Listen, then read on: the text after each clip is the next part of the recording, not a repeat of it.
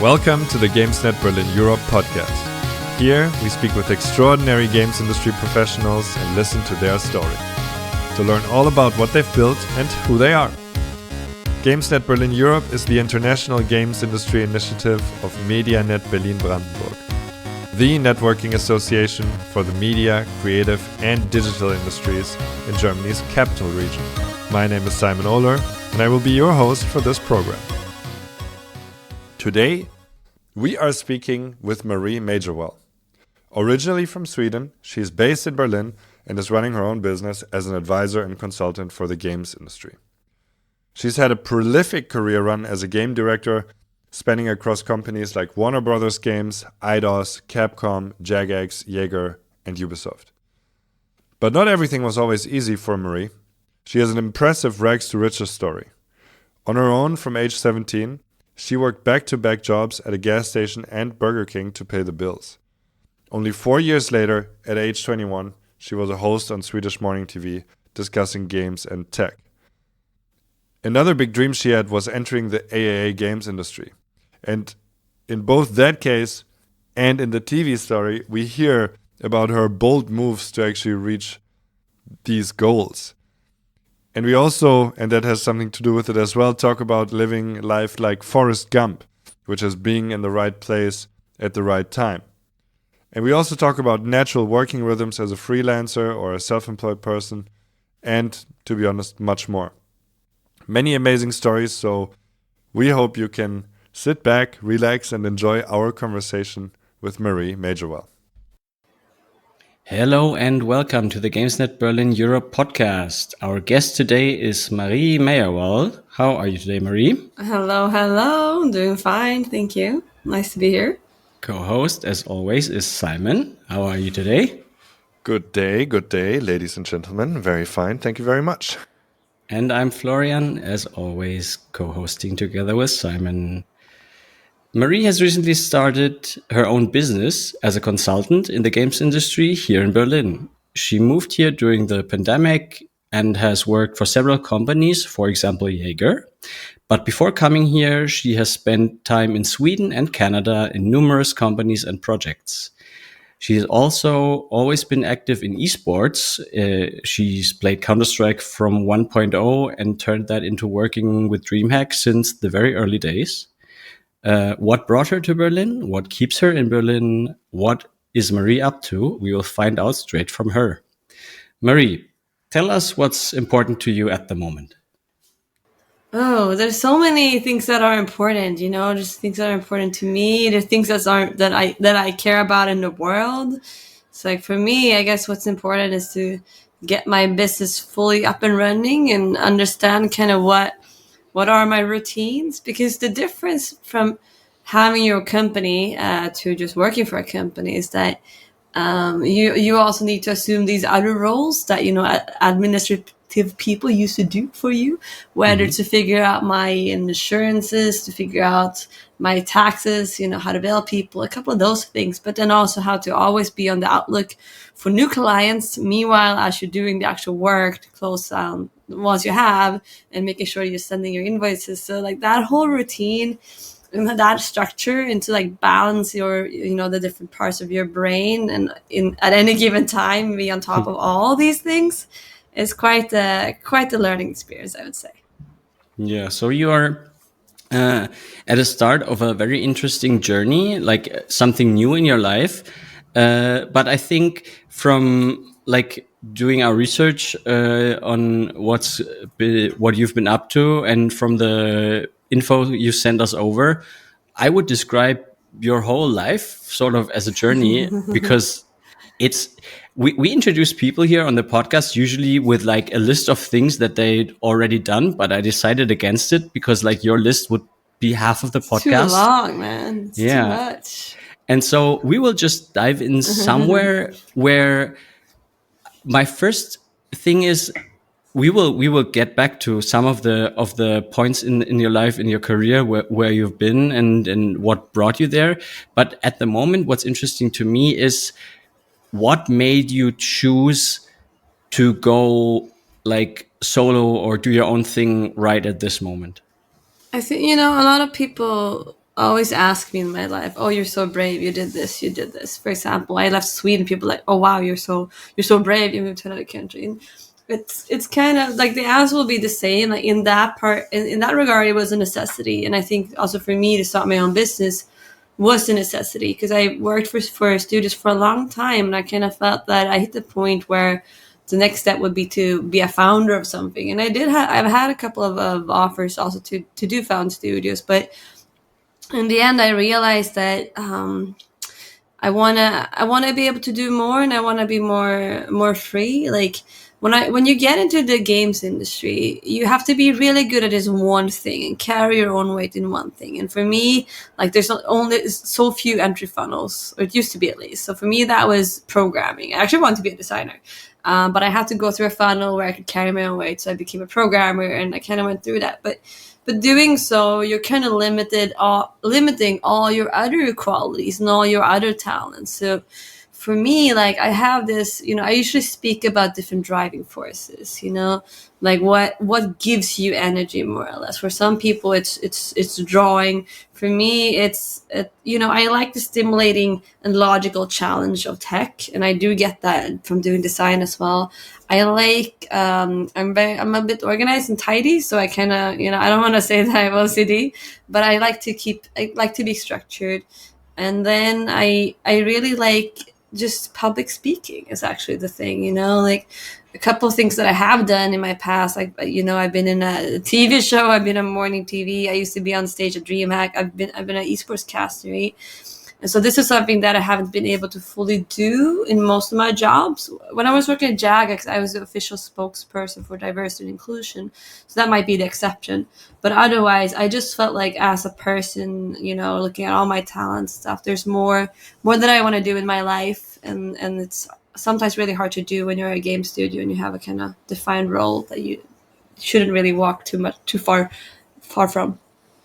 Yeah, and now you can kind of do whatever, right? And yeah, it's great. I can do whatever. and what would you all say? of it. I can say yes to everything. It's amazing. yeah. Okay. And so I was wondering, what's your business then? Like you said you're an advisor first and foremost. So you speak to people mostly, probably. Do you want to describe a little bit what that is? Yeah, so when I first started to be like, okay, I'm on my own, what do I do? And then I kind of looked at my talent, how it can apply. And I came up with like 10 different things. And it was really hard for anyone to understand what I really did, because I was like, oh, but I can do this, or this, or this, or this. So I figured out I'll have to scale down and focus on a couple of more, a little bit less is more, and try to explain them in a more cohesive package. So what I do, I call myself an advisor. And within that, I help both studios and publishers who I thought would be my main customers, to help them with their, help studios with their games and help publishers to do the due diligence in the games. And actually, I do work, with one studio so far. Oh, wait, no. Two more incoming. But I also noticed that, your clients are not always the clients that you expected, because I've had governments approach me to help them, like be the jury in their funding program. I've had incubators come, hey, can you come here and coach our little indie teams that we have? I have a school, hey, coming saying, hey, can you do like some seminars and workshops for us? So, and even some investors, and then tech companies who make products for games, like a animation tech company, for example. And they're like, they also want my advice, because I just been in games and I've been in esports a long time, and I've seen the whole chain, and I know how things work. So I keep my options a little bit open, but I call myself an advisor mostly. And I also do, of course, some hosting and speaking on the side, which I think is very, very exciting and fun. So you mentioned that you are, when you want to join the games industry, or when I think there's, to be fair, I think there's different like variations in terms of like the requirements when you come to the games industry, because let's say you start very early with indie development and everything, then usually people wear many hats. And so it's more common for people to have different roles. But like the industry in that sense, what you're talking about is like specifically AAA, and you've worked with numerous studios and publishers in the AAA industry. You mentioned a few ones. We also have Eidos, Funcom, Warner Brother Games, just to name a few more from the list. Yeah. And since the list is so long, we might not be able to like get into the detail of what each of them entailed and like what you did there. But it's really interesting to me that because we often ask people like, what brought you into the industry, or like how was your path? Yeah.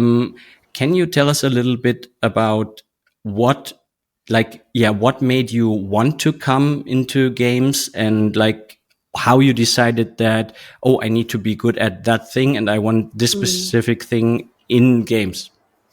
Yeah, so I remember these things fairly vividly. Actually, when I was 5 years old, my dad got us a Famicom, which is the Japanese version of Nintendo 8-bit that was released in Japan 2 years prior, in 1983.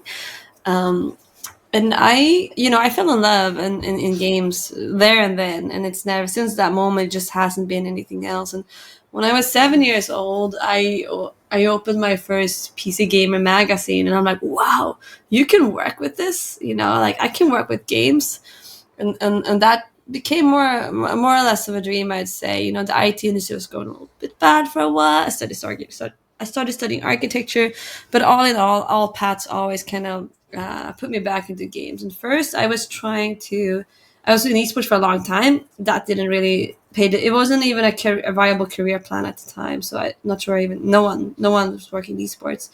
But I tried to be a reviewer for a bit. I was on a TV show for a little bit, but none of these things really paid the bills. So I figured eventually the game development became my thing. And then I needed to figure out, okay, how do I become a game developer? This is the only viable career.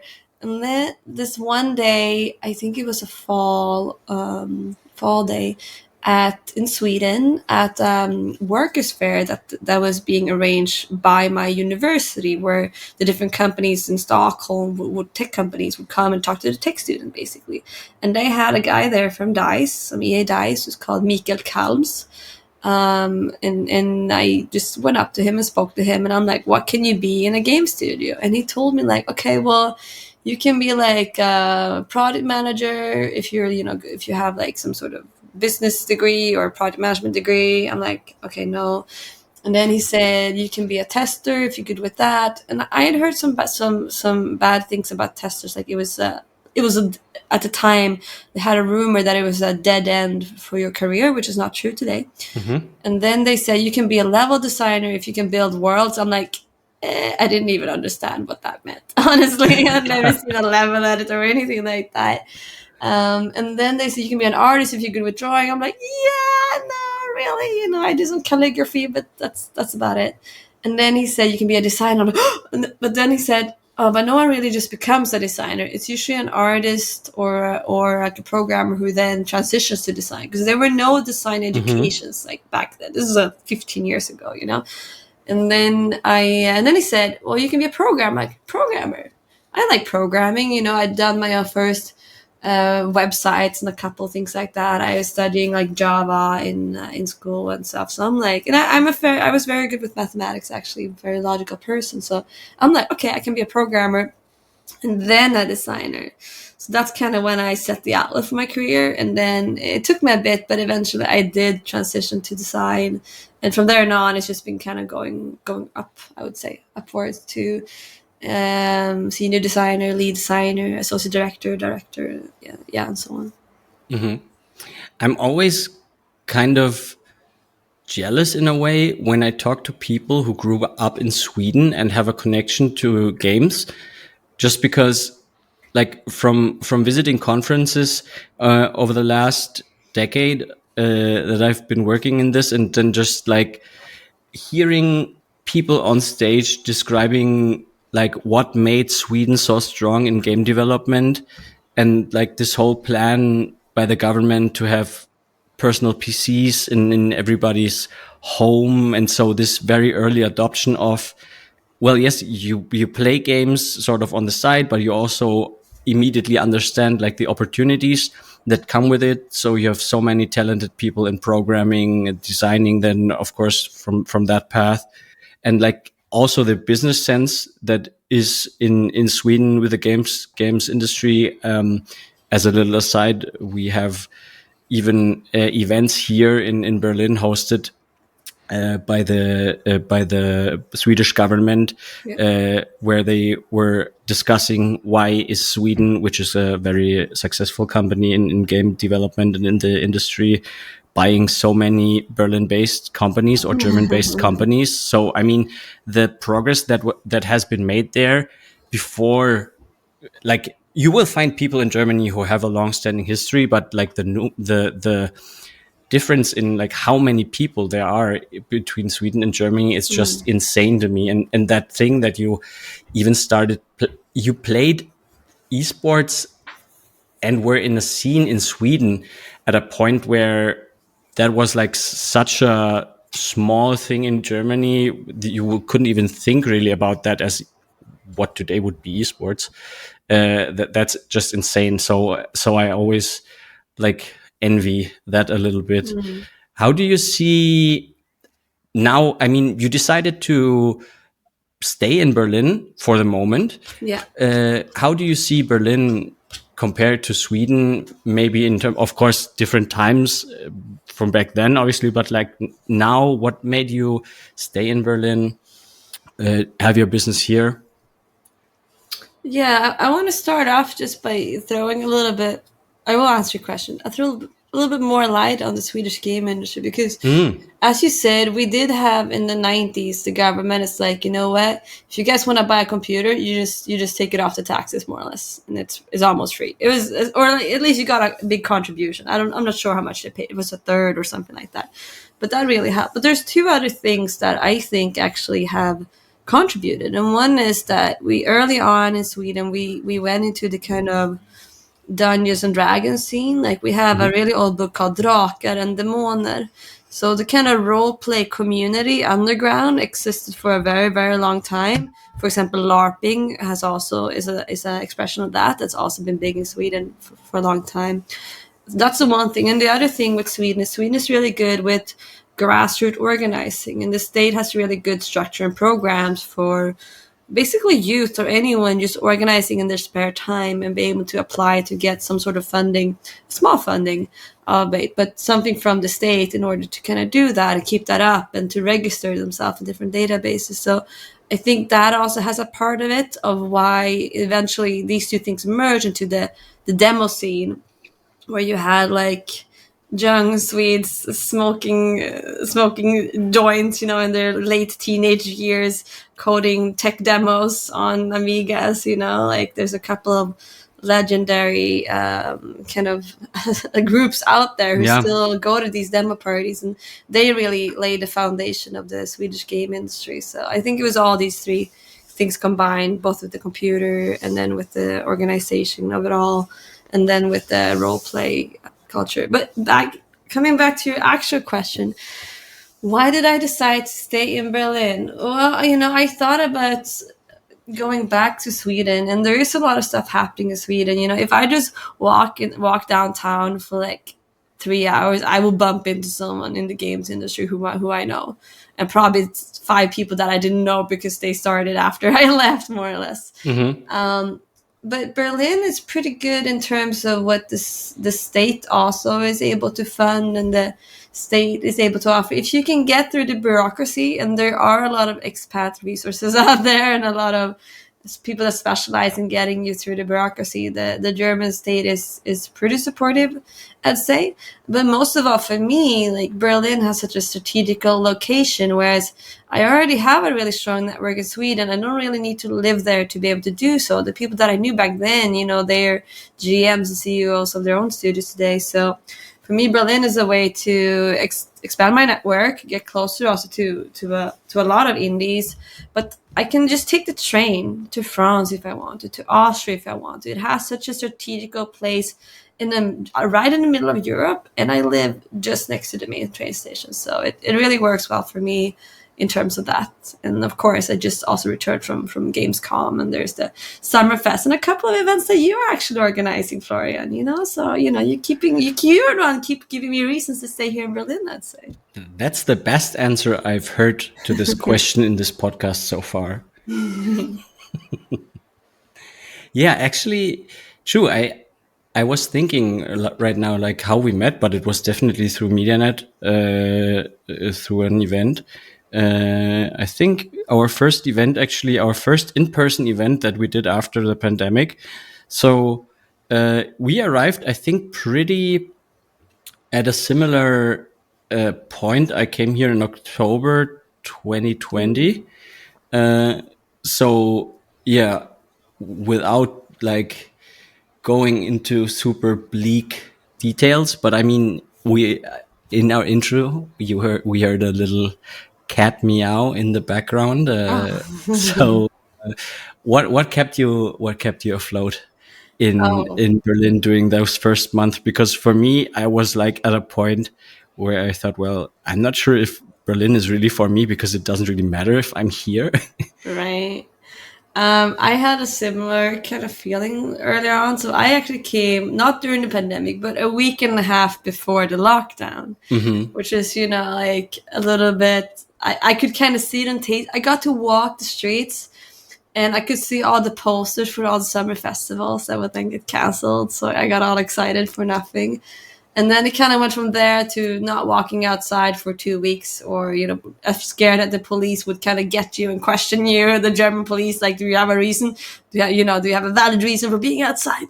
More or less. And only going grocery shopping and then covering your whole face and nose and body and everything, right? So it was miserable. I'm not going to lie. It was really miserable. I will say, there's a long story that I'm not going to get into, but for reasons, I only had my cats, my phone, and my old Famicom, my old revived Famicom. I call it my revived dead wife that I've carried with me all life, that now magically has been revived in it's a long story, as I said. But the cats definitely helps. Like I got another cat just a couple of months before COVID, and they've been kind of there's been a really interesting dynamic. One of them is really old, one of them is really young, and they keep chasing, and they hate each other, but then they love each other. And so that's been filling some void that I haven't gone crazy. But then I've actually had on my, and of course it was my Famicom that I could play, which was cool for a bit. But then on my phone, I discovered actually an online karaoke community from a YouTube ad. And so with that, I was able to do something called live jam, which is when you're having a live karaoke room by camera, by voice, with people from across the world. And you can sing a duet with someone in Indonesia or someone in California, and you can kind of have that human connection. And that really helped me, so to the point that I redid my whole schedule to North American hours so that I can kind of be there and connect and sing with the people when they were live. Yeah, amazing. And whenever we meet at an event, which luckily is more often now, again, I think that without fail, you will at one point ask me or tell me that there's some karaoke going on at some point in the next days or in that evening, like if I want to join. So far, I haven't done yet, but at one point, like, on it. You will get me there. I almost got dear Astrid from Game.de, ones who organized game. I almost got her to karaoke, but the taxi they were in decided to kind of cancel the ride because there was some Uber mix-up or whatever. I don't know, so it didn't end up happening. But I did just get a video a couple of hours ago from Gamescom that happened last week when always when there's a Nordic a game conference in the Nordics, or if there's a Nordic party at an international games convention, there will be the karaoke that my friend Stay Curran drives together with a group of amazing people. And what they do is they take lyrics from famous video games or events in the game industry, and they put them instead of the original lyrics in famous songs. So, for example, I sang I would do anything for love, but I won't do that by Yes. Meatloaf. But Yes. it was all about Minecraft and Notch selling Minecraft. And it's like, I'll do anything like that for love, but I won't Minecraft anymore. It Yep. was pretty dramatic. And last time when I was hosting Nordic Game, I sang up something about, I think Remedy and Alan Wake, and it was Max Payne, and it was a lot of fun. It's always a lot of fun. Shout out to Stay in the karaoke community. They're doing a great job. Really cool. Let's jump back a little bit. We started talking about like what brought you into the industry, and then obviously, as we mentioned, you have this long list of companies that you worked for. So can you like start leading us a little bit through your like first stations, like real jobs in the industry, and then what made you move on, or how that whole thing unfolded? So even I graduated somewhere around 2008, right? And from there on, I had my programming degree finally, and I looked at these game studios. And what I saw there was that in the big crisis there, a game studio called Grin, they closed their doors. Avalanche, makers of Just Cause, they had to let go of half their staff, and EA Dice froze all hiring. So it was pretty much a wall, I'd say, of banging my head against this game industry for a few years really before things started opening up again. And also back in the days, there was a big discrepancy from what you learned from school versus what they wanted at a game studio, because there were no game specific educations or almost none at the time. So I just went that regular computer science education, even though I was an A student, so to say. Most of the questions on the different programming tests to join a company I'd never even heard about. So there was no way I could answer them correctly. I could just kind of guess my way there. So it was tricky, and I had to work myself up. I started with a job in programming, and then I was lucky enough to have an internship working for IBM in San Jose, California. And they were doing a project about Second Life. So the OG metaverse is like back in 2008 or something like that. And I did that for a couple of months. I moved to California. That was really fun. I learned a lot. I got a couple really good friends for life. Actually, some that I met last week. There was a lot of Germans there for some reason. They had some exchange program. But anyway, and that really helped me to give me a little bit edge on moving forward. But it still wasn't enough for me to get into the games industry. And I actually made a folder of all these questions that I was even ever asked at programming interviews, and I just figured out all the answers, and I just kept building on my folder. And whilst trying to get a job in AAA, I started working. First I was part of a competition called Swedish Game Awards, which is the biggest competition of its kind in the Nordic, maybe even, I'm not sure, in the world or in Europe, where kind of students come together in a 1-year program and they make a game, and then there's a jury and different awards and stuff, and that everyone in Stockholm and Sweden knows about this. So it was really big. And my group had about 20 people, whereas half people were there full time, or half people, we were still students, so half people were still, I extended my studies to take an extra course that was like make a project in IT, more or less, that we all took. So we were kind of studying half time and doing this half time, and we got our game out there. But sadly, we didn't have enough environment artists. So our last level was all like white box. So we didn't win, but I learned a lot, and I got some really good friends. So that was cool, and I got a lot of and many of the people who were then in the jury are now my friends as well. So it gave me a couple of connections in the game industry too. After that, I did my thesis in online poker at BWin, which is something that I felt gave me I couldn't get into the game industry yet, but it would inch me closer. That was my tactic. If I can't go there, where can I go that is, helping me to get there later? So I wanted to get closer to my goals. And then after that, I worked for... I have a quick in-between question. Yeah. Go for it. I just got curious. So you basically went into gambling instead of gaming. Is that right? Oh. Can we call it gambling? Is that the correct term? I would call it gambling. Not everyone spends a lot of money. I remember they used to divide them into excitement players and entertainment players, and the excitement players are the ones who want to gamble, and they will put the big money because they want to win. I think in mobile games they're called the whales. If they put a lot of money, yeah. If they put a lot of money in. And then we had entertainment players. They're not really there for the gamble. They're just kind of there to be entertained, to put the minimum kind of bet and just kind of see what happens on screen. Okay. So, but yeah. And I guess my question would be, at the time, was that also a personal interest of yours or something? I remember a little bit that I think probably around that time, if I got the timing right, that must have been like 2011 roundabout. Or yeah, that's pretty much.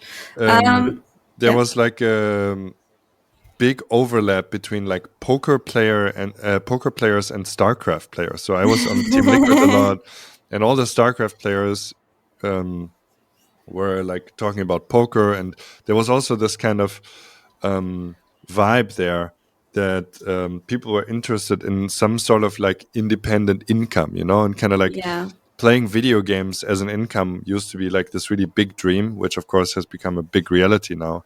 And then also playing poker for money was a big dream because and some people made it reality that they really like went into online poker, playing 8, 12 tables and just earning a living by playing poker well enough.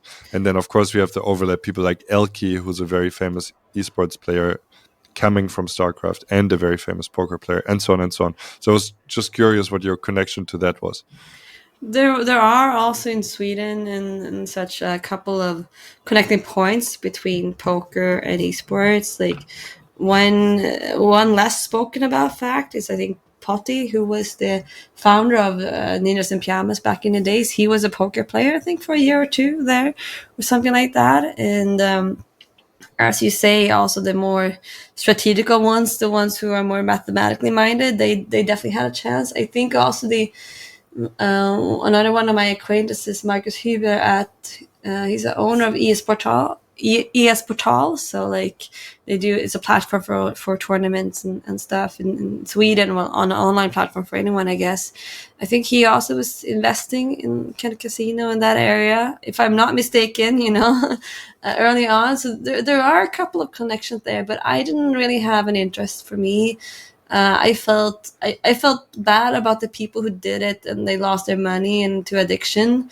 And I felt like, I'm going to try to make these games for the people who actually enjoy them and who actually really appreciate them. And that's the mindset that I had. But I more or less worked there until I had enough experience to kind of take me further to finally get me the job that I wanted. Yeah, so you really took it as a stepping stone. If you take like the B and the L out of gambling, you get gaming, right? So yes, but the thing is, for things there was the law in Sweden for like saying that it's a lottery or whatnot skill game. Like to be able to get the license, we had to make it that you couldn't use any skill.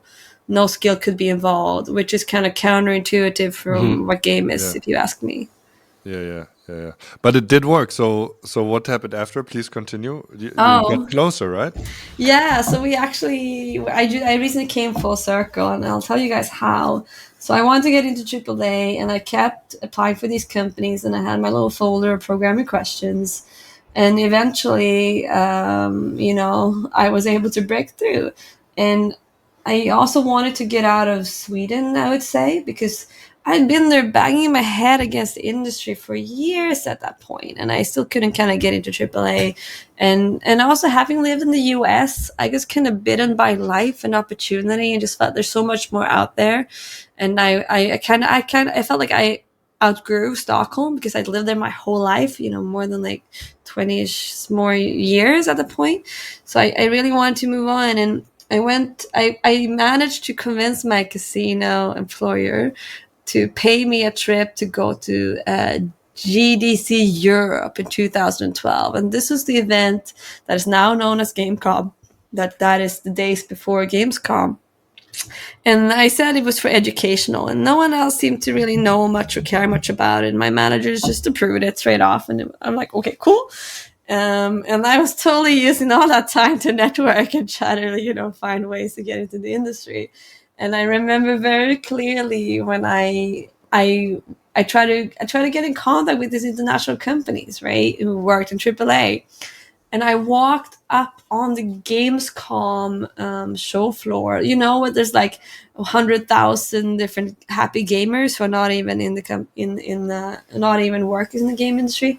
I walked aside those, and I walked up to the booth of Warner Brothers Montreal, which I knew nothing about, and only that they worked on like Batman Ark or Armored Edition for Nintendo Wii U or something like this.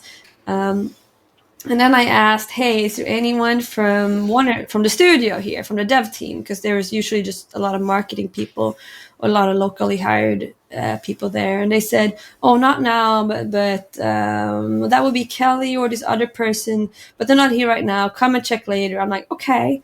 And then I went there a little bit later, and I asked, hey, is Kelly here? And they're like, oh, Kelly, no, she's not here, but she's probably in the business lounge. She left not long ago. If you want, I can take you to her. I'm like, yeah, sure. And then this guy kind of walks to me and he said, wait, can you enter the business lounge? I'm like, of course, because I had the GDC Europe pass. So, you get the complimentary access to the Gamescom business lounge. So he takes me in. And then as he's walking, he's kind of closing into the Warner booth, which is, they build this kind of mini house, if anyone's been to business lounge or the game convention, but they built like a little mini house inside the convention floor. Yep. Where you can kind of, walk in if you work at the studio or if you have a meeting with someone at the studio. So he walked up there and he's like, so did you like have a meeting with her, or something? I'm like, no, I'm just kind of interested in working for her studio. And saying that, I kind of felt like this whole thing just slipping away from me. And then he's like, do you have a card? I'm like, yes. And then I gave him, lo and behold, I had business card. Get your business cards, everyone out there. Man, my friend my friend Masuth, he just wrote on Twitter. He's like, I need business cards. I'm like, I've had these. I had them there and then when I needed them. And I gave him my business card and he's like, wait here. And he walked into the booth and then, for a minute, and then he came back and he's like, she's busy in a meeting. And, expect that, of course, she doesn't want to talk to this random person, but I gave her your card and she said she'll get back to you. I'm like, in my head, I'm like, yeah, sure. Yeah, sure. And I said, yeah, thank you so much. That's fine. Enjoy your event. And then I kind of left. And I never thought in a million years that I would hear back from them. Like, not a chance. But then, like 3 months later or something, like, lo and behold, I get like a call. This is like, I get a phone call from the recruitment department and a girl there, but like, wow, no way. And somehow I was lucky enough through these 5 interviews with different people to know the questions that they asked, because I had my folder next to me because they called me and it wasn't an on-site. And so I could just scroll in my little folder and I was able to nail it. And I, by the way, I think these programming interviews are stupid. And we keep putting new people through them just because we had to go through them because we don't have any other model. But they ask you questions that you need to memorize and know stuff that any engine has a function for that you will be able to look up. So it's really not like the programming interviews that used to be. They really do not mimic a work situation. So they're not very representative. And so, but anyway, I made it through finally and I was supposed to work on like a smaller product that they had with Lego. I think it was announced. It was called Lego Chima, but it was put on hold for different reasons. And then they called me later on and said, well, it's on hold. I'm like, whoops. And then they said, so instead you get to work on Batman Arkham Origins. I'm like, what? which is crazy because I was such a fan. I love Batman Arkham City. You know, I still played it on my PS3. So I'm like, that was crazy. And I remember just like putting on like my favorite game music. It's a song called "Dearly Beloved" by Yoko Shimomura from Kingdom Hearts, and opening a bottle of wine and eating some chocolate and lying down crying on the floor because you know what? I was into AAA. Nice.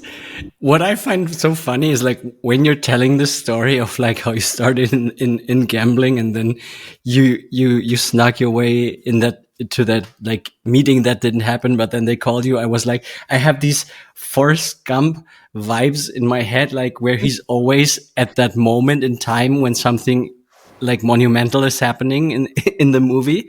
Weird reference right now, but I was like, Yeah. so Marie is the one like Warner Brothers at that moment figured out that they would implement loot boxes at one point, and so they, Marie was there at that moment. She had that interview when gambling was introduced into our industry, which is nobody will admit, but of course, No, loot boxes are good. I'm not. This is not my fault. I didn't do it, guys. Don't listen to him. I have nothing to do with this. So Nice. my question is, Uh-oh. because this is a very amazing story and very Oh unlikely, wait, and wait, wait, wait. indeed, Sorry, yeah, sorry. Can I add? you can. I forgot to tell you guys the full circle thing. Ah, I just went to Gamescom last week, and and I had, you know what? I came back after 10 years, my first time going to Gamescom, and I also actually visited the Warner Bros. Booth when they're showing the Gotham Knights, and I, tried their little thing. But this time when I returned, I was on the live stream interviewed for 30 minutes. I had one talk about game design myself, and I had one panel about esports broadcast at a breakfast event by Esport Insider. And I was on the main stage hosting a fireside chat with the makers of Kings of Fighters, an old Evo game from the 90s that keep going. So, I feel like I returned like a champ in my 10-year anniversary, and I kind of went full circle. yes, Congrats. congrats indeed. Thank you. Yeah, it feels good. It feels good. My question was, you, like I said, it's an amazing story and indeed very movie-esque. And to me, I always find it amazing when people are like so goal-oriented. And throughout the story, you were saying, yeah, I want to get into AAA.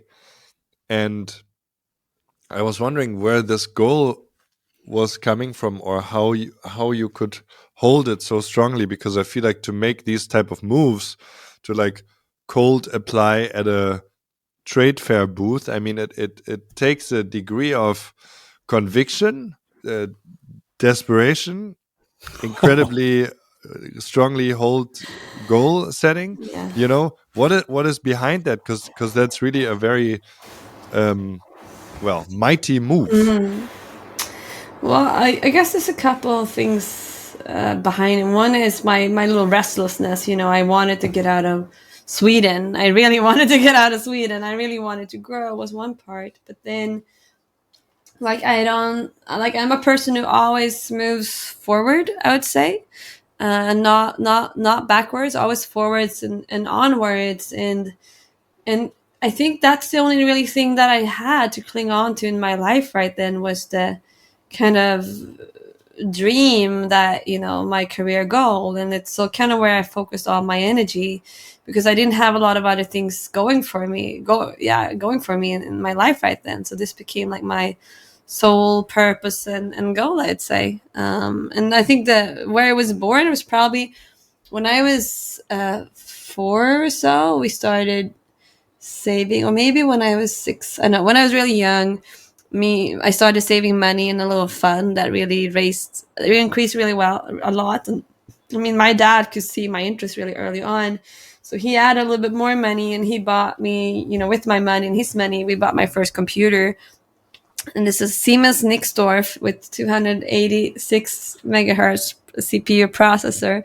Hell back yeah. in 90s, mid 90s or something like that. And it had motor a game called Motor Racer, good old like arcadey racing game. Still my favorite racing game. Wait, which game is that? Motor Racer. The bicycle game? The Yes, motorcycle game? Oh my god, I love that amazing. game. It has the Yeah. best shattering glass sound ever at the beginning of the That game. too. Yeah, and I Yeah, had a couple of good things. And then I also had so good. Tomb Raider 2. But Yeah. but what I didn't know, and these were pre-installed on the computer when I bought it, but I didn't know that they were kind of cracked. So even like the motor race, like, when I got to like the fifth level or so, it said like, like you need to buy a genuine license of the game or something like that, and it wouldn't let me progress. Or it was just showing that warning to be obnoxious. I don't remember. And Tomb Raider 2, like there was a couple levels where there was like some white boxed elements and stuff. So, it wasn't like the best cracking stuff back then. And I didn't even know they weren't legal. I mean, I didn't really understand the concept because I was really just a kid. But I think that to go back to your question, I wanted to make the games that I played. Mhm. That's Yeah, it. that makes sense. That makes sense. And is this maybe a good time to go back a little bit, because you were telling us a little bit about how you grew up? You mentioned the Famicom, you mentioned the Siemens, and the original games, and I heard you mention in your answer just now that you were moving a lot in your career. I think that also applies a bit to your life, and this kind of going forwards, never back. Yeah, do you want to tell us that story a little bit, how that may have influenced, maybe also your decision now to become like a very free agent, to have more agency in the world? That's just an assumption, but maybe you want to tell us a little bit about that, about like your motivation. Oh, there's so many different aspects of growing up in my story and decisions that I've taken. I think everything you learn in life kind of puts it's somewhere in the bank of your brain, and it can influence what choices you do and what decisions you make. But for me, like I've been on my own pretty much since I was 17, and I never really had a kind of financial runway and stability. So I've always been kind of forced to move forward, and I've been kind of forced to take the opportunities that happened or adapt to the situations that happened.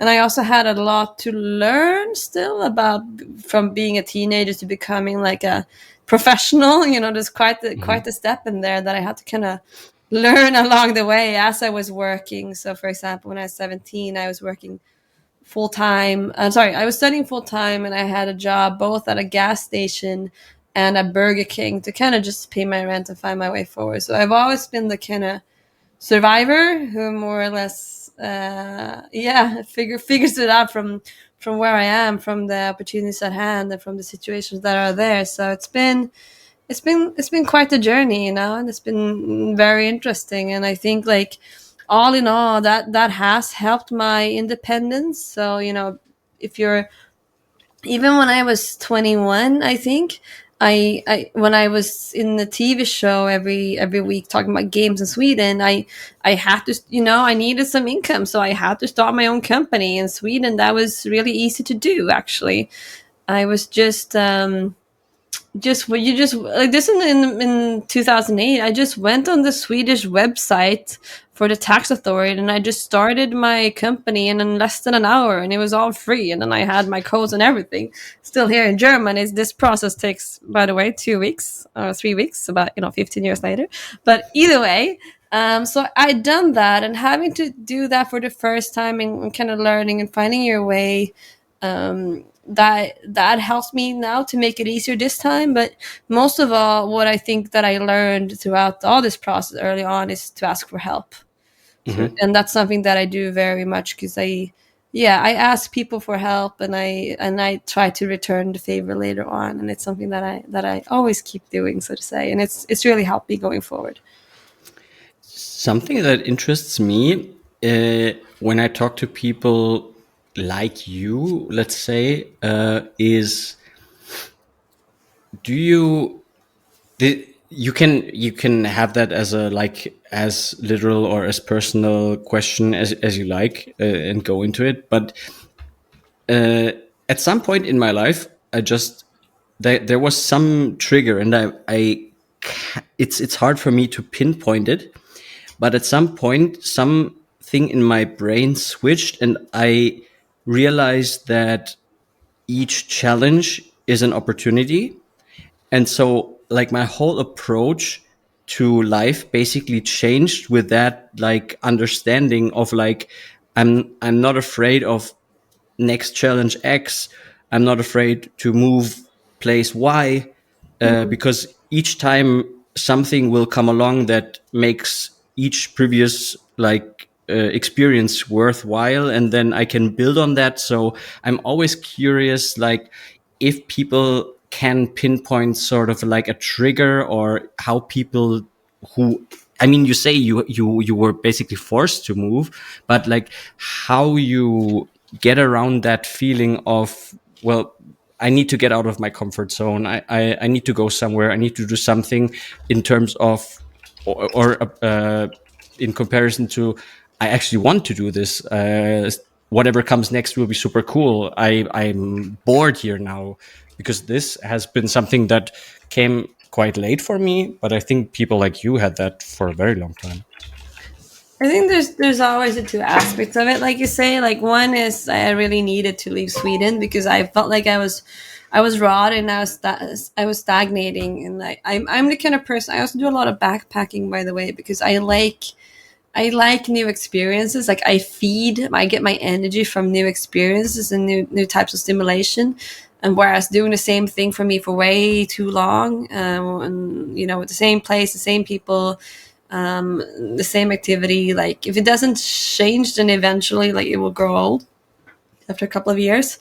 So it's always the kind of both like I do, I don't want to do this anymore, and I am also longing for something else. And I don't think I early on knew what that something else was, but having moved to the US before, I knew that there's a lot of opportunity, and you can't always know what life will throw your way, but like you say, there'll be stuff.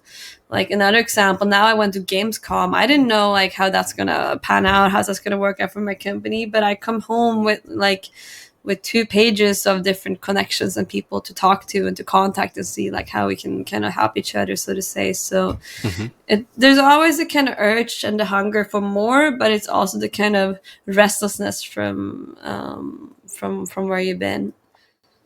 So I guess you can relate that also to the list of companies you've worked with, because we are kind of similar age. That means that, and your list of companies is longer than many people's. So what I would like to know, or like what my guess would be, is that those stations or those like jobs were always focused on like a project basis, or like what do you always know going in that, oh, I will stay here for one project, 1 year, 2 years, or did it always, was it different circumstances? Like how did that list get so long?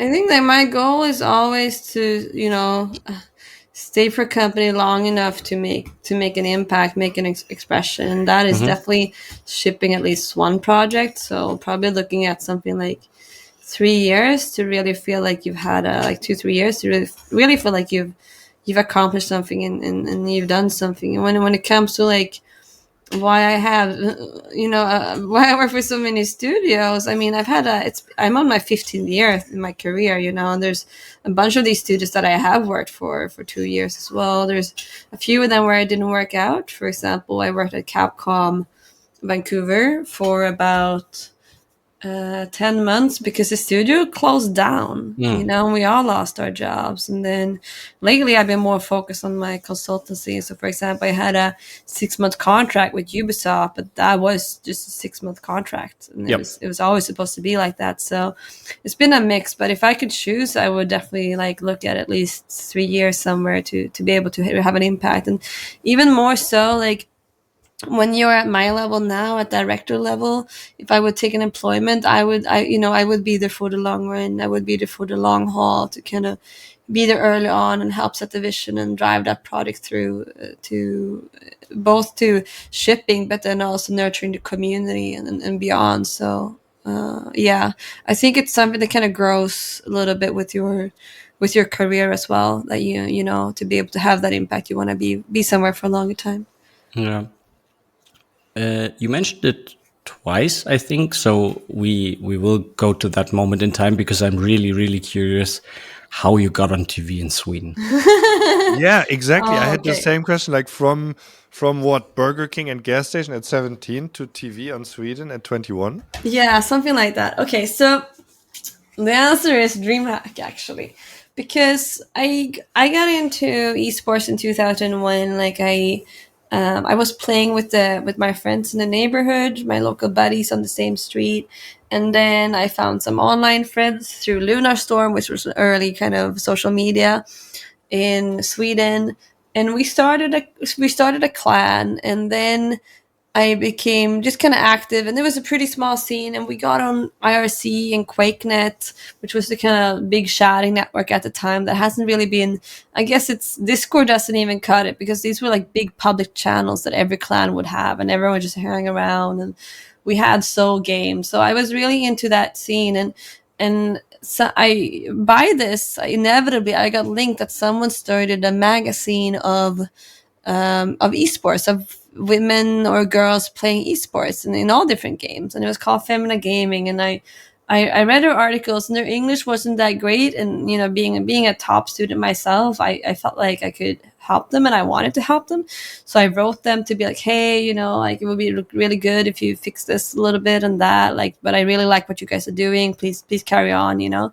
And then Kia, who was, or I think her name is Fanny, who was running it, she was insightful enough to reply me back and say, and she took that feedback really well and said, hey, would you like to help write for us?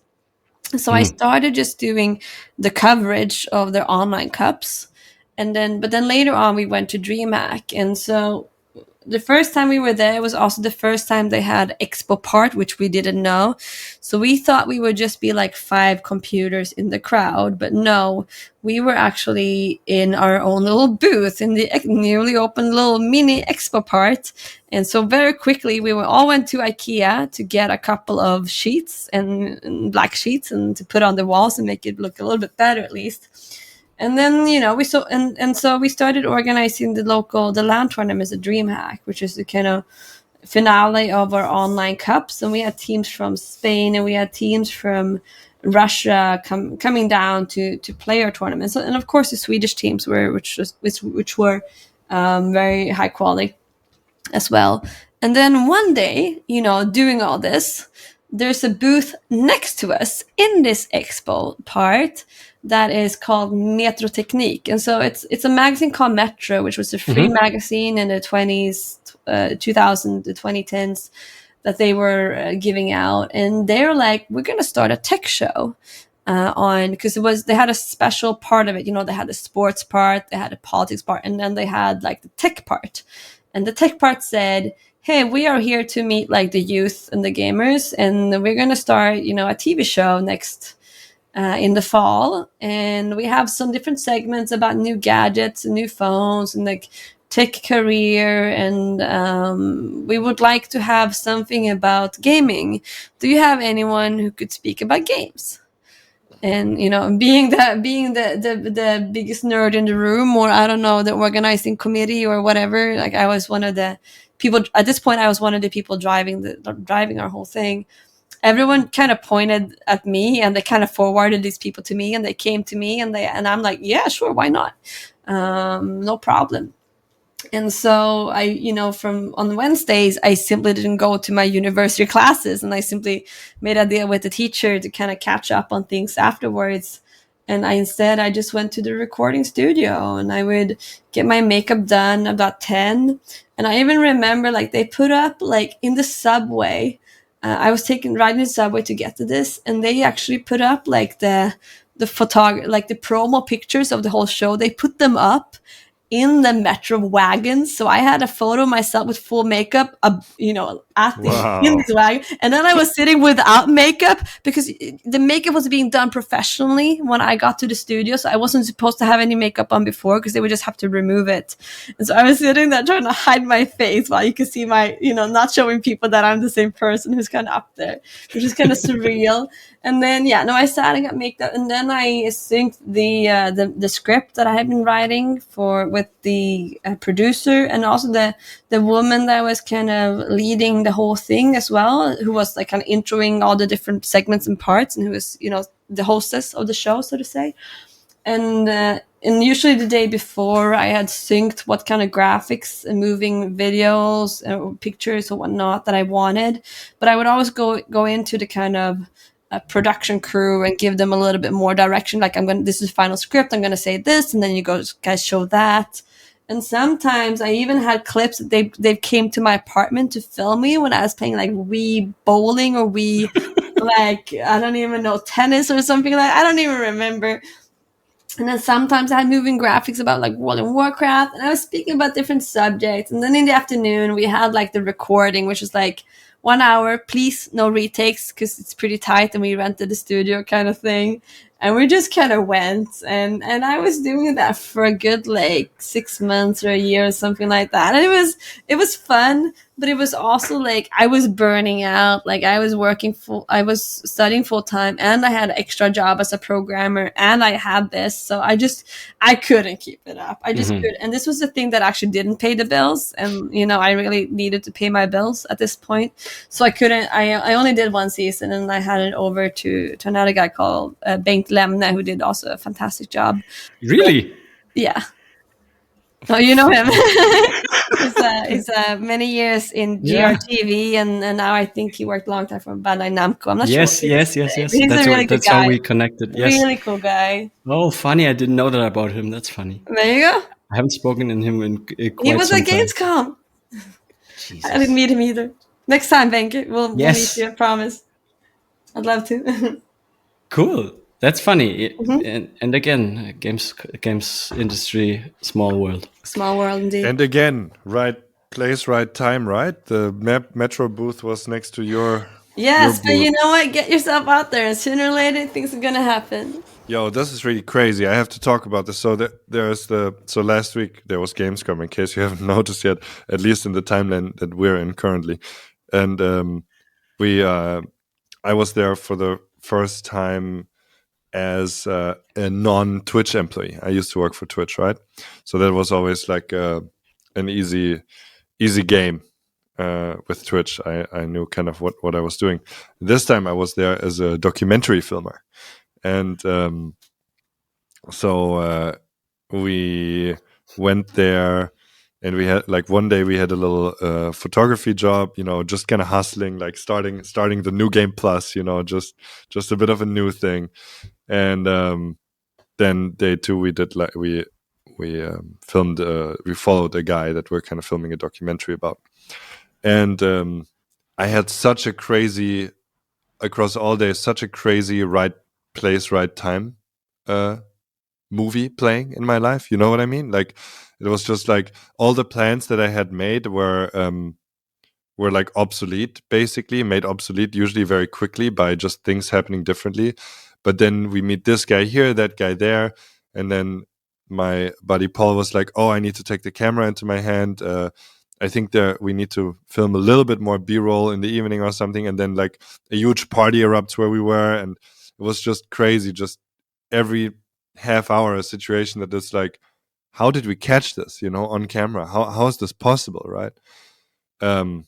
Mystical stuff, and like feels very lucky. I don't know. I don't have a question. I just wanted to share this.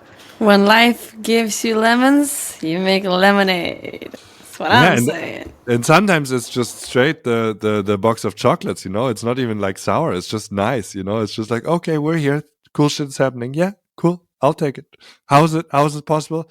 I don't know. I'm not gonna question it. Yeah, that's pretty good. I'll tell you, I have another couple of let's go on a tangent, okay? Because I like tangents. Let's stay off the formula a little bit. So Which format?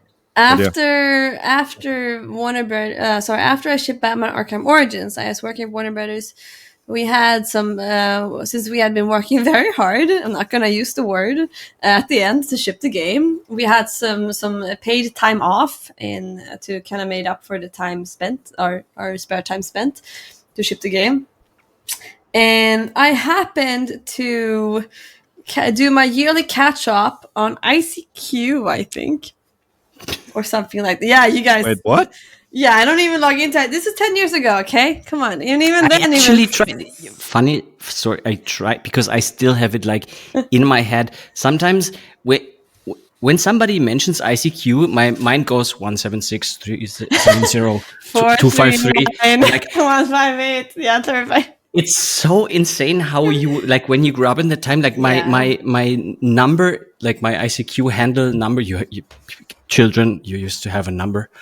For that tool, so you needed to know that if you wanted to connect to people. Yeah. And I actually tried logging in because I mean that site still exists. I don't know if there's a client or anything, but I can't remember my password because it's not the one which I also had in mind. I was able to log in the other day, man. Wow. I wanted to see who's like on there. 250 people and they're all dead. And I'm like, who is this? I don't remember. Trying to log in right now. I was like, who are the people? I was like Ultima Online people, some browser game people I used to be. And like, I need to understand what these people do now, all these years after. Maybe like some of them ended up working in games. I'm 100% sure, but I can't like, and I don't have access to the email address. The nicknames and you don't know what the real names are. Yeah, it's funny. Yeah, sorry. You did the ICQ catch up 10 years ago, but that's still... Is that still late? That's still like 10 years after that. Yeah, I know. But anyway, I think it was ICQ. I did my yearly catch up anyway with this guy I used to play MMOs with back in even the days before that. So like in 2005, I played MMOs. You know, I played him a little bit too much. I became an alliance leader. I took over everything with my clan and we killed the server because everyone was bored because they had no chance. Anyway, long story short, I still catch up with those people every now and then, and they live across Europe basically. And there's one guy. He was born in Czechoslovakia. And now he lives in Brno, which I think is in Czech Republic. And he said, I'm like, how you doing, buddy? And it's just like old times. Even though we haven't spoken for so many years, we get back into like, how you doing? It's like almost like therapy. You guys know, you guys have these friends, right? Good old friends. Yeah. Yeah. And then he's like, oh yeah, I'm really good. Actually, I'm going to Japan. I'm like, oh, that's so cool. I always want to go to Japan, but I figured, I'll do it in 10 years or so when maybe they know a little bit more English or I know some Japanese. And he's like, well, I know Japanese. I was there last year and it was fine. I'm like, oh, really cool. When are you going? And he's like, oh, I'm going in October. I'm like, that's actually just after we shipped the game when I have my time off. I'm like, huh? He's like, you should come. I'm like, yeah, fuck it. And I'm, every one of my friends will be like, I will say yes to that question 10 out of 10 times, 100 out of 100 times. I'd be like, fuck yeah, let's go to Japan. Let's do it. There's no consideration needed in my life. And so said and done, I land and I can speak a very, very long time in Japan, but we're going to shortcut a little bit so that was coincidence number one. I'm talking to him just as going to Japan. Okay. Coincidence number two is Tokyo Game Show is happening during these 3 weeks when I will be in Japan. That's coincidence number two. Coincidence number three, as I'm walking the floor of Tokyo Game Show, I run into my best friend in Sweden who I didn't even know was going to be there. So, you just get yourself out there and take the opportunity to come to you, and you never know where it's going to lead you. Sometimes it will be to the Roppongi, I think, district, late night singing karaoke at some Japanese bar with the other expats and friends. When it's with you, it always ends up in karaoke. That's what I understood already. So. That's not even a coincidence anymore. No, it's not. Hey.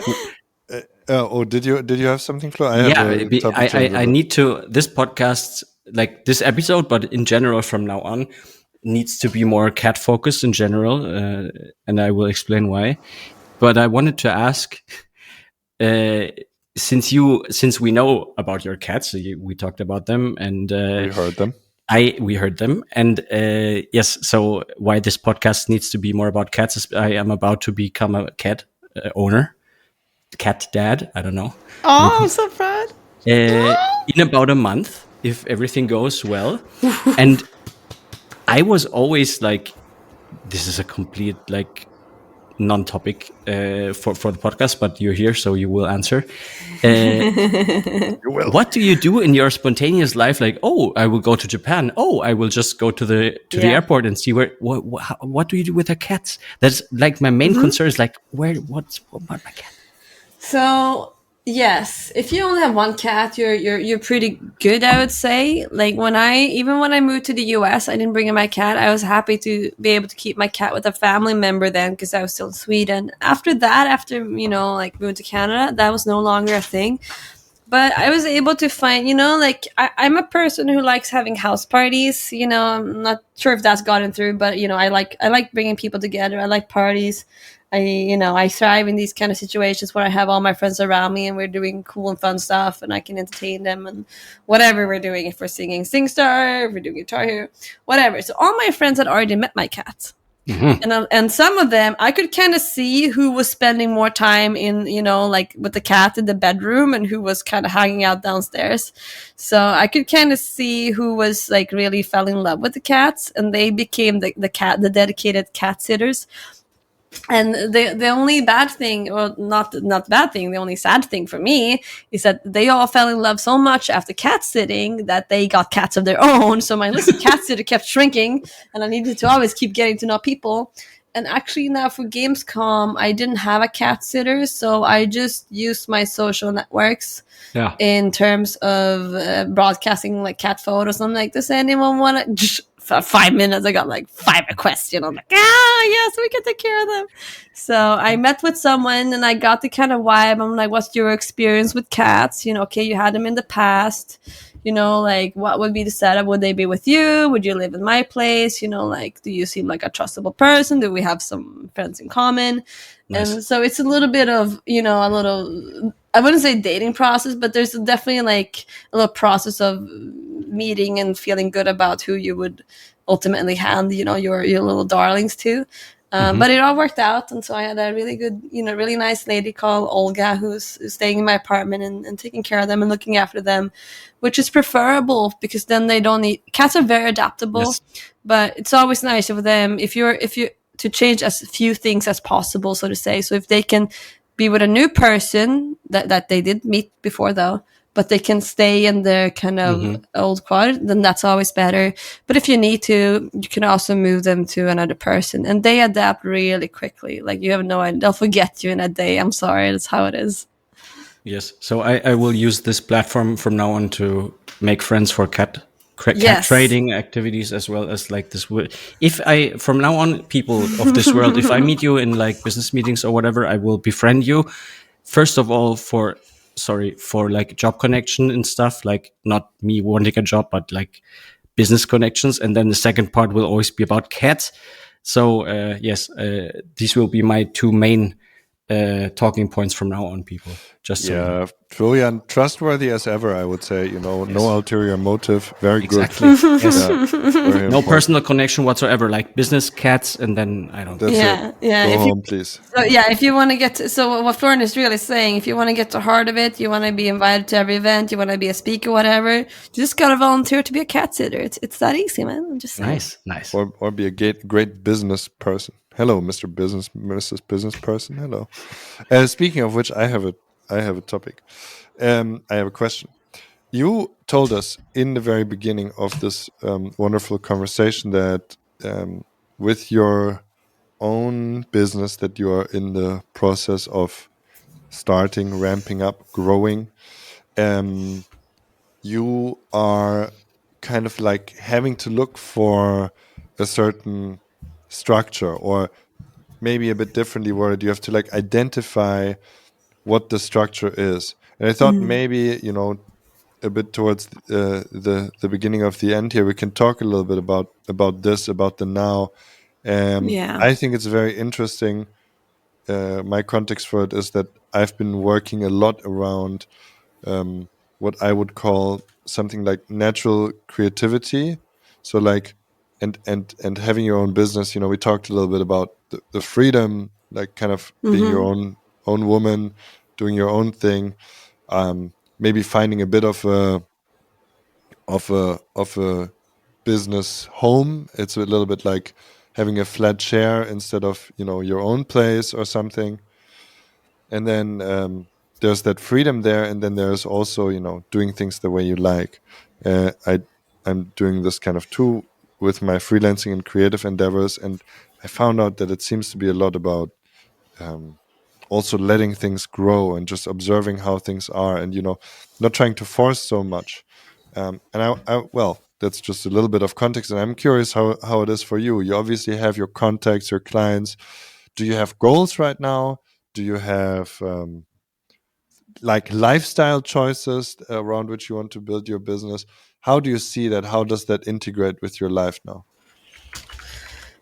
Wow. So there's a lot there. I mean, my first goal is I have a revenue goal, and I have I have one threshold where I want to be self sustainable, and then I have one other threshold where I want to make this amount of money, be able to have this kind of lifestyle, travel this much, etc. So I have those kind of goals out there, and then the rest of it, honestly, it is a learning process, and you can only plan that much. Like I said, I stopped spending time to try to decide which customers would come to me, because what inevitably happened was that I kept contacting the right people, but maybe at the wrong time. Maybe they didn't have the budget, or maybe they didn't have the need, or maybe they didn't have the time.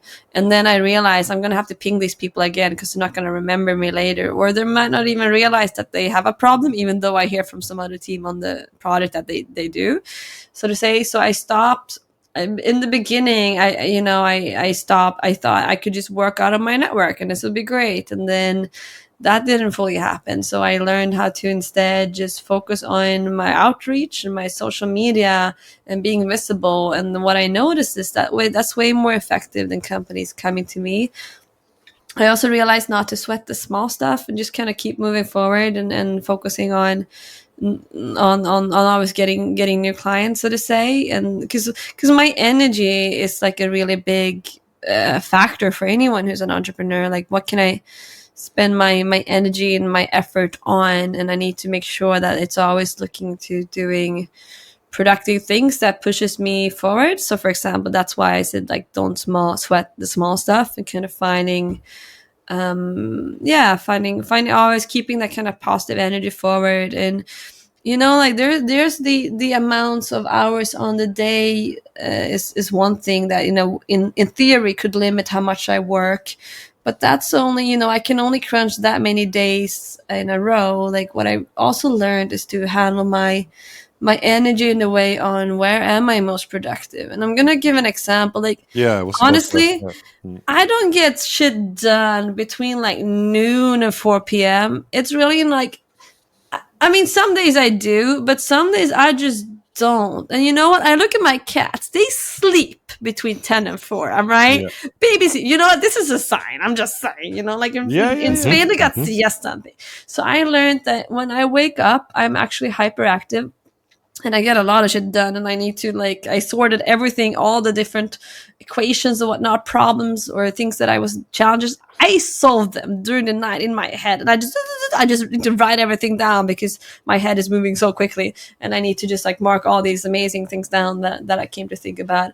And then I do that for a bit, but then it kind of slows down, and then later on in the evening I get really productive again, actually.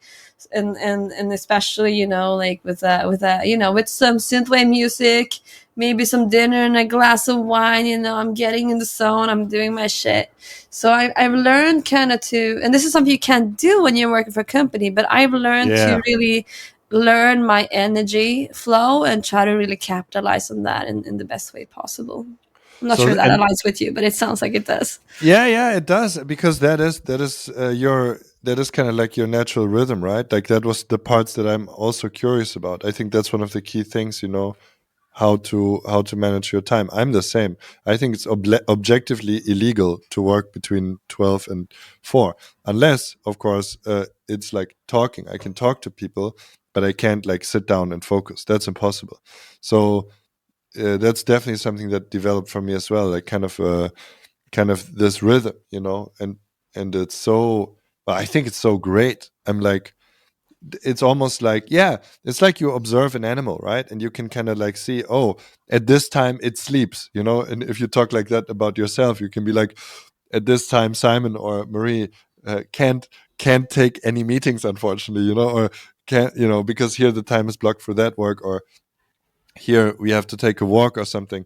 And that it's like it feels a bit more artistic. I know this book about daily rhythms. I think it's called Daily Rituals, Mason Curry or something, and it's very interesting. It describes all these day routines. The day is a cool unit to observe because it has a repetitive thing to it. And so about at which time, like Immanuel Kant, or like I don't know if there's Beethoven in there, or somebody, or some more modern people too, like just live their day. And it's the craziest book to read, because you realize that many people who were doing like notable things in the world had the craziest rhythms, and like housekeepers, or like people to support them around them. And there's no 9 to 5 unless the people choose it. And I think it's a bit underrated in this world. Yeah. Like I read a quote on Facebook the other day, and it said like this: when you're an adult, you can actually eat chocolate for breakfast, and there's literally no one policing this. And it's a little bit similar, I feel like, having your own company. Like, don't get me wrong, I have a lot of shit to do. Until I do these, I'm not getting paid, okay? That being said, if I really feel like, if I don't, I've limited myself to 3 meetings per day, for example, because to give enough quality and give enough follow-up and stuff and structure to them, that's what I need. And so if I'm able to schedule to take an afternoon, I just take the afternoon off. And there's no boss to ask, to question, nothing. Maybe I'll need to work a little bit later on in the evening, but like, there's no one who's going to be like, you just left work and then didn't come back. What the fuck? Like, you literally have the kind of freedom and flexibility. And all in all, I do work longer hours than what I did before. But that kind of flexibility to really adapt to, like we mentioned, when I can be the most productive, is really helping my life and my creativity and my energy and my productivity and everything right now. And I kind of wish that I've realized this about myself sooner. But before this, I just thought something was wrong with me, more or less. But now I realize that, no, actually, I'm okay. I think you are okay. Yeah, so people can find you on Twitch. Do you stream often still? Do you even have the time? No, I don't have the time now. It doesn't pay nearly as much as other activities that I could use with my knowledge at this point. I do enjoy it, but I try to focus on hosting instead. So, for example, I'll be hosting an esports conference later this year, and I'm going to go speak to a couple of other game conferences as well. So that's kind of where I'm putting the presentation energy, so to say. Mm-hmm. But I do still love it. It is a lot of fun. And you can find me on Twitter at Mejerwall. You probably see, if you listen to this, you probably see my name somewhere, or same name on LinkedIn. Please add me. Please write me a note if you thought you had a good time, if you listened to this episode. I always looking for ways to expand my network and get to know new people, old people, everyone. So yeah, please reach out.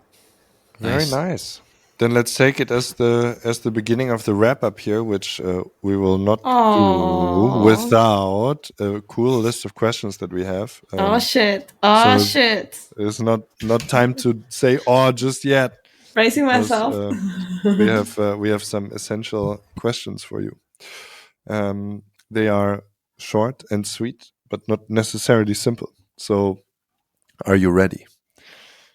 Promising that my answers will be short and sweet, by the way, but with that disclaimer, I'm ready. We have some time.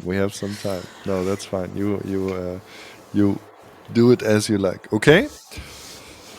So the first question of the day is, what inspires you? So many things. Like I'm inspired by people who want to make a change, like the same way as I did. Started with esports, just started making these tournaments out of nothing, really. Like people who want to change the world and they take initiative in doing so, and not just wish, they actually do action. Like just a couple of years ago, I was in Portugal on vacation, and there was Fridays for the Future climate parade going on. So I jumped straight in, and I always I care a lot about a couple social issues. I care a lot about the climate and the environment. I care a lot about the animals of the world, and I do care about the kind of LGBT scene, and try to always making sure that they can get like a fair life on equal terms, and feel safe and that kind of stuff. So I inspire people who are driving the change, I'd say. Sweet. What would you say is the purpose of your being? I think that's changed over the course of the life, and I'm always almost tempted to throw back something philosophical at you, but Please do. so do we have to have a purpose, or is that inherently a selfish thought? Nice. My answer would be that it's more. It's well, maybe no. Like maybe yes, maybe no. Definitely. And then it's a way to, I would say, observe yourself, just like I mentioned earlier. Oh, here she is doing that. Why? Kind of this curious lens. So no, I guess we don't have to, but if we choose to, we can look at ourselves this way. I think I've heard recently that it's a very millennial thing, supposedly, to want to have an impact. And that's something that's kind of drove with me. Like I've more or less decided I'm not gonna get kids, because it's not good for the environment. And there are like, I can add so much for students, for example, or someone who's beginning of the career, mid in a career, and I don't, raising babies is something that other people are better on. And I don't have this natural urge to my lineage need to continue, which is the purpose for a lot of people, I'd say. And even I wouldn't call them selfish. I think that's a really natural way of feeling, and preservation. I think that's, survival is the most basic motivation we have. But for me, like, I'm looking at what can I give to other people? How many people did I help in my lifetime? How many people did I unlock? How many people did I inspire? How many doors did I open for other people? And like, all in all, like, what good did I give to the world? And that's one of them. And the other one is my I wouldn't call it purpose, but my personal strive is to see a lot of cultures, and become a really wise and tolerable and understanding person. I think that's my kind of little personal goal in life, so to say. Sweet. What is a beautiful day to you? And it also has a lot of aspects to it. I could say a beautiful day is when I got shit done and I felt happy, happy about it. But that rarely happens anymore, because when I worked at a job, you would get the kind of external validation, and you would kind of plan your work, and you were able to complete that scope, and you were good. But when you work in your own company, you can never work enough, kind of thing. There's always more stuff you can do. So I wouldn't say that anymore, but I would say a beautiful day for me is probably when I get some more perspective on life. And so I do a lot of backpacking. Like, I'm the kind of person who would just take my backpack and go to an airport, go to a train station, and just kind of figure out my destination from there, and kind of let the adventure lead me, so to say. And so for me, one of the best things is when I get out of my comfort zone, I go someplace where I haven't really been. I'm sitting there looking at the landscape, and you know what? I'm not thinking about my meetings tomorrow. I'm not thinking about my rent. I'm not thinking about all these social things that I need to do. Like, I'm just there enjoying nature, And for once in my life, I'm finally sitting there and looking in the moment and not just living in the future. I'm actually living in the moment.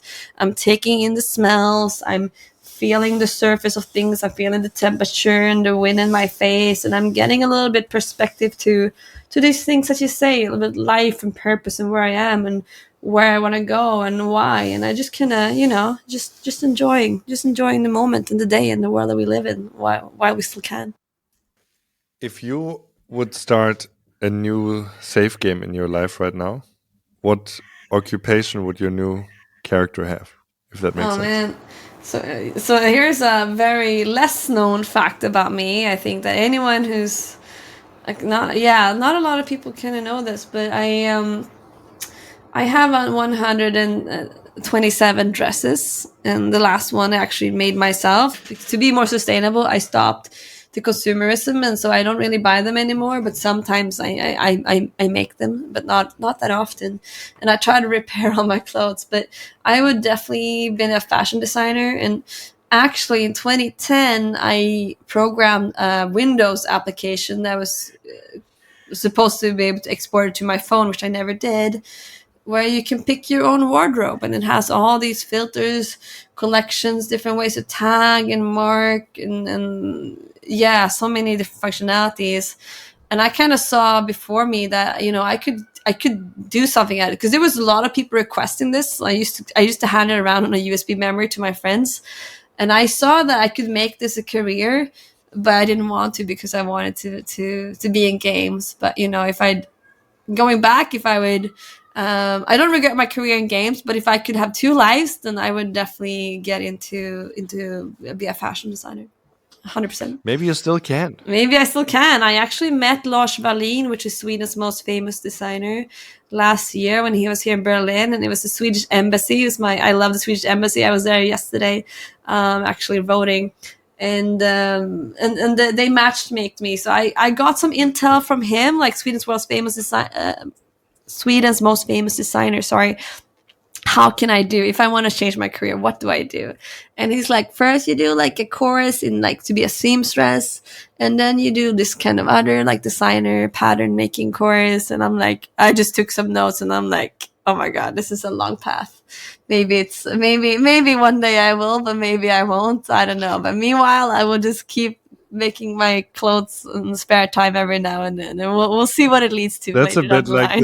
the full circle conversation to Yes. the conversation you had at the guy at university, right? The game designer or the head of the one studio. Mikael It's- Kamps. Yeah. the same I thought the conversation. same thing.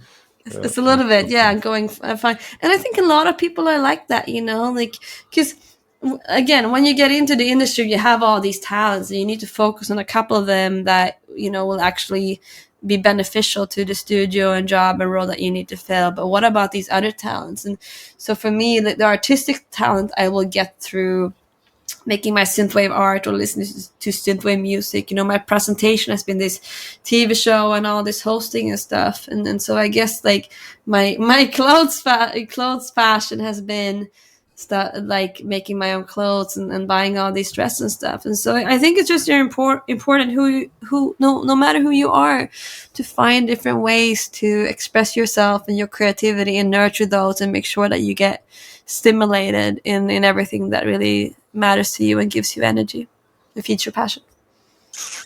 Yes, and life is long. Many things are possible.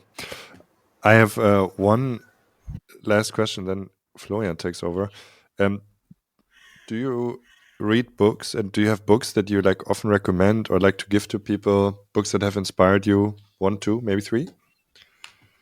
I have a lot of books in my bookcase and books that inspired me, but I wouldn't say that there's a book that I give to everyone, because I think everyone is in a different situation in life, and they're in different stages of their mental journey, and they have different needs on where they want to go and what they want to learn. So a couple of books I have recommended to other people. I have one about neurodiversity that I gave to someone who really helped them to understand themselves a little bit, and today they are diagnosed with ADHD, which really helped them. I have another one called Crucial Conversations that I give to some people Sorry, who do you want are. to say the name of the neurodivergent covering It's a book? Swedish book and it's called 2E, so Twice Exceptional. It's called like Twice Exceptional, and it's only available in Swedish, sadly. And it came, I think, a year or two ago, and it just kind of speaks about people who are so talented at doing a thing, but then they can struggle socially, for example.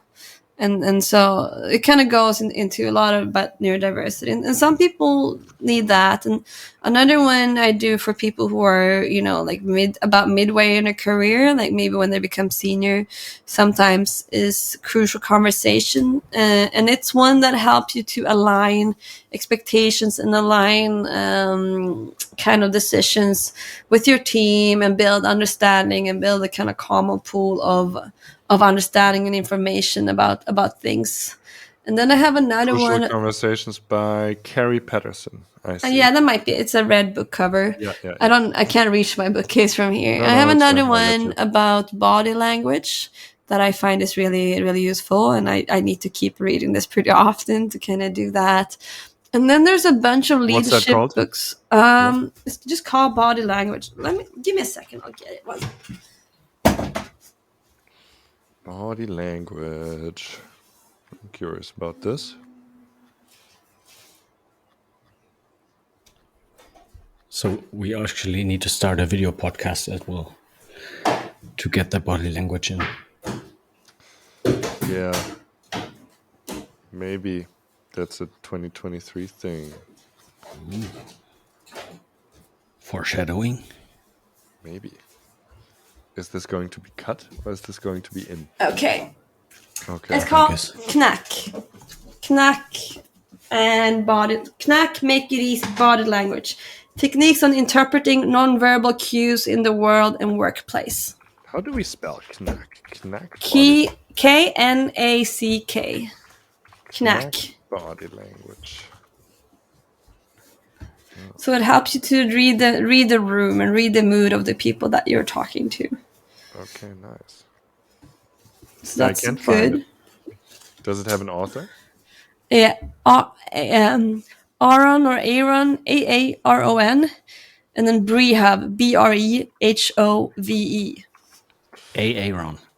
Yeah, 2 A's. Knack body language. Here we go. Yeah. Okay. There you go. Cool. Yeah. Thank you. So that one's really useful. There's a couple of design ones that, like that. One that comes to mind is Made to Stick, which is by Chip Heath and Dan Heath. These guys are crazy. They are so smart. Why Some Ideas Survive and Others Die. It's a pretty good mind opener for anyone who's trying to, pitch a game or a new idea or a business venture. And then one that I give to women sometimes, when inevitably I see them, sadly, inevitably I see them coming to different points in their career.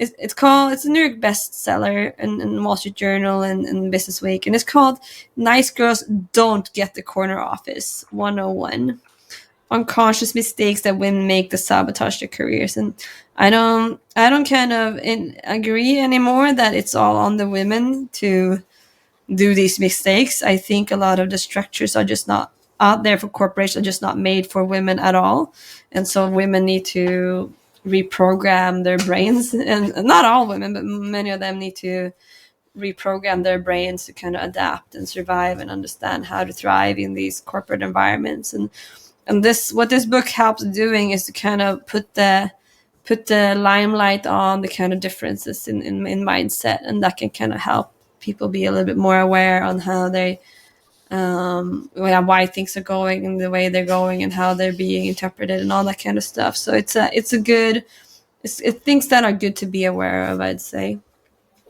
And so, like I said, depending on the person, it'll be a different recommendation. There's also a couple of other leadership books, but I kind of feel that leadership books even this one I just mentioned, they tend to get out of date.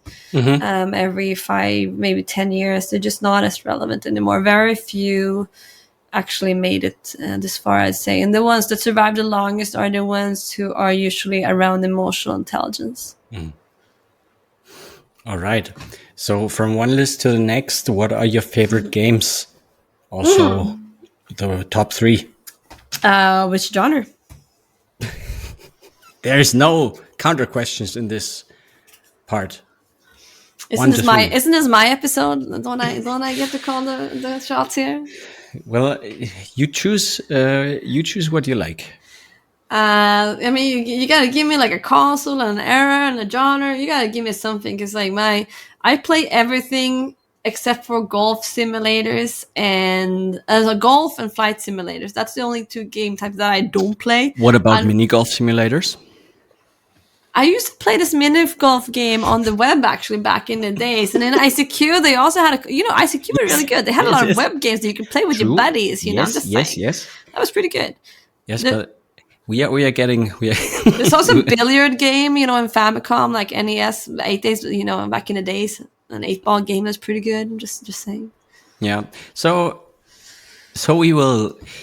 I can tell you about my most played games. We will do this, right? We will do favorite game of the 80s. 80s? Yes. Man, that's hard. You wanted a challenge. Man. Yeah. I don't want to say Super Mario because it's so standard. What else would I say that's like from the 80s? I mean, there's so many of them. I really like Gradius, I'd say, but I wouldn't say that's a favorite game either. I almost tempted to check out my game collection that I can't reach, but those games are mostly in the 90s. So what else from the 80s? I really liked... Oh man, there's so many. I liked Track and Field. I liked Circus Charlie. Oh, yeah. No, wait, that's from the 90s as well. Yeah, I mean, there's the OG Super Mario and Ice Climbers come to mind. When was Prince of Persia released again? That was on PC. Yeah, that's later on, like the original Prince of Persia, I think. I gotta check this out. Was it from the 80s? I really liked that game. 89! First release! Here we go. Made it. Persia. The OG Prince of Persia was a great game. What was your favorite game that you worked on? Ah, shit. Released or not released? Well. If it's not released, maybe you are already also not allowed to talk about it. So I don't know. Whichever one is, you can tell us about. Okay. Yeah, it's probably Batman Arkham Origins, and the reason why is because I got to. I mean, obviously, I was a big fan of the Batman franchise, like already established. But I got to work on the first boss, Killer Croc, and he was really cool. Big old crocodile in his fight, and I got to work on it with a lot of really good people who are really good friends today, and so I hold it very dearly for the kind of experience on what I learned and kind of how I grew from it, I would say. All right, and the final game then. What's your favorite game with a female lead character? Oni. There you go. That's the special Marie edition of your favorite games presented by My Imagination. Who is somebody from the games industry who you would like to get to know? I feel like there's a lot of people, but then there's a lot of people that I also met. Who's left? I would probably say Jade Raymond. Like I don't know her, but I worked in Montreal, so I know of her, and obviously probably have a lot of common acquaintances. But I feel like she's been able to kind of master and rise and thrive around the higher echelons of corporate, and I'm kind of dying to learn how she did it, or what she learned, or what she saw. Like I wish that I could. I don't want to, make her journey, but I would love to kind of learn from her and see, how she grown, so to say. That would be super, super fascinating. Nice. Our challenge now, which is always what comes after this, the big reveal. There's more. What reveal? The reveal is yes. which is that we will try to somehow connect you. I'm not sure if our chances are bigger than yours. Oh, wow. In that, but GamesNet Berlin Europe, to plug the project, is about connecting people. So Okay. yeah, we have a backlog of challenges because people always choose very inspiring people, of course, and it's not too hard to reach them, but it is now on our to-do list to connect you. Yeah, I well, now you think- got to go over to North America. You guys are based in Europe, so I'm Yeah. Yeah, We have well, to found like a little, like a very mini conference, Florian. Now, like I was about to text you this, and maybe we can talk about it later. But I really see this in the future that, not just connecting these people individually, but connecting this whole cast of this cinematic podcast Dun, universe. dun, But this is just dun. cut this. These are Yeah. trade secrets. Oh yes. No. I spill Right. my beans. Now you guys spill your beans. Come on. Okay. All right, but we also get one back from you in return, so there's nothing Yeah, but when do a I prize. get to ask questions? Who is someone you know who you think we should have on this podcast? There's two. There's two of my. I have many favorite people, but two that I met. Can I say two people? Yeah, one person from the. You know what? 80s, This is please. my episode. I called the guessed. shot. I'm gonna say two people. I'd say Celia Hodent, amazing advocate for UX. She was the UX director on Fortnite for Epic, and she also runs her own show, and she's very inspiring. And then Fauci, I would say as well, who's Mesmer, who's an industry icon too, and he actually comes by Berlin every now and then because he now works as a kind of one of the creative officers at Ubisoft HQ, and so he cares about all the Ubi studios, or at least a bunch of Ubi studios. So he comes to Berlin every now and then. So maybe you guys can convince him to go to some event or get on the show. And he also is a co-host of a podcast together with Rami Ismail, Correct. the Habibis, who was our first podcast guest when we started this I didn't podcast. know. So yes, we can try and connect with Fauzi and see and get him on, as well as Celia Holland. There you go. Last question: where can people another find one? you?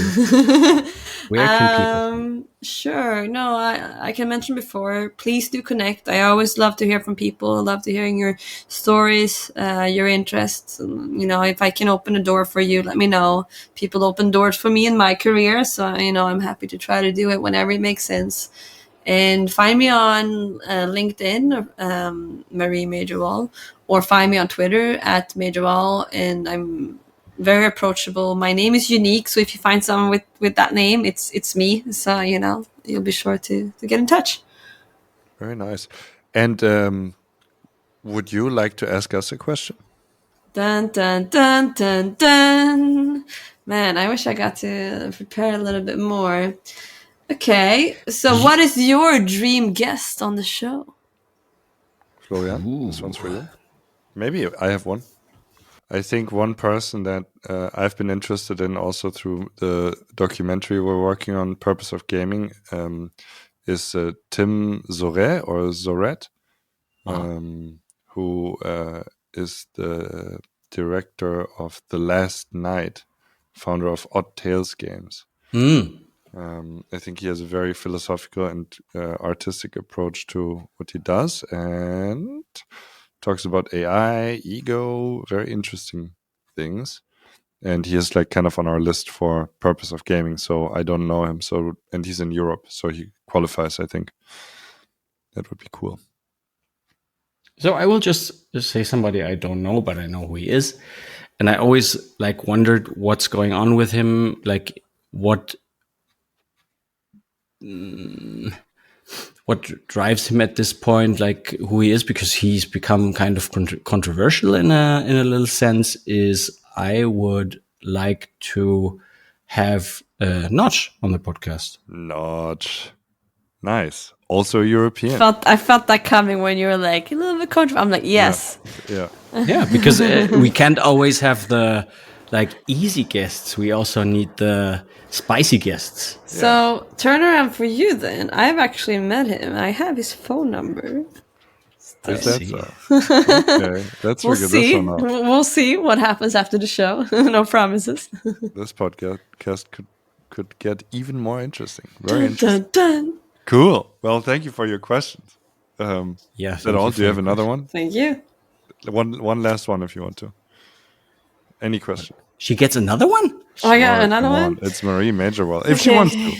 Yeah, me the only one. Oh shit. When's next party, man? When's the next party, man? The next party, man, is in 15 days. We are Right. recording this on September 1st, 2022, and the next party will be Cool. our summer reception on September 16th. And will there be karaoke? We can have start a side event, kind of. There's still 2 weeks left, so we can like, yeah, we need interested people. We need some tech. We can make it work. I don't know. All right, you guys heard that? That was a promise, right? Cool. I'm looking forward to it. Well, we need thank you somebody guys to so host much. it. We I need actually somebody know to a host very it. motivated karaoke expert, gaming expert Exactly. living in Berlin. I don't know if you've heard of her, a very smart woman, Marie Mejerwall. Yeah. And Okay. the background chat, our editor Anna is saying, "I will arrange it." So I'm scared. I'm scared. Woo, woo, woo. I'm excited. All right, let's do it. Okay, let's do it and let's wrap it up. Thank you. Great conversation. Very fun. Very new experience here in the end. Yeah, thanks for being on, Marie. It was a good chat. We filled the 2 hours. Let's go. Yeah, it was a pleasure, guys. Always fun talking to you. And actually, I appreciate how you bring out a couple of other topics from what I usually talk about. So, and I hope all your listeners enjoyed as well. If you're still here, thank you so much for reaching this point. And don't forget to follow me, but you also should follow these guys on social media. Thank you, everybody. Goodbye. Bye-bye. Bye-bye. Hi there, Simon here. Thanks for listening to this episode. If you like what you hear here and you would like to hear more here, feel free to follow or to subscribe to the podcast on whichever platform you get your audio fix. We appreciate you and we promise you to bring you many more insightful conversations with fantastic games industry guests from Berlin and from all over Europe. Thank you very much and see you very soon. Bye-bye. Hi there! Before you go, this is Florian, Project Manager for GamesNet Berlin Europe. If you want to stay connected to the network, find out more about upcoming events and links to other MediaNet initiatives, you can visit us at gamesnetberlin.eu and subscribe to our newsletter. Thank you so much for listening to our podcast and until next time.